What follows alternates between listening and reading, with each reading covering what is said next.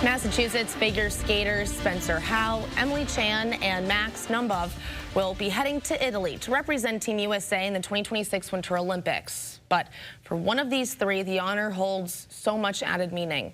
24-year-old Max Naumov was around 3 years old when he first stepped onto the ice at the International Skating Center of Connecticut with his parents.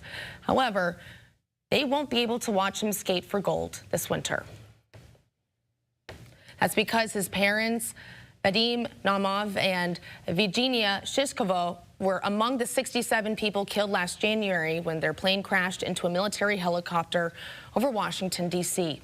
The former world champions became coaches at the Skating Club of Boston and were returning from a development camp in Kansas, which their son also returned from. But unlike his parents, Max took an earlier flight home. He says one of the last conversations he had with his parents was about making the Olympic team.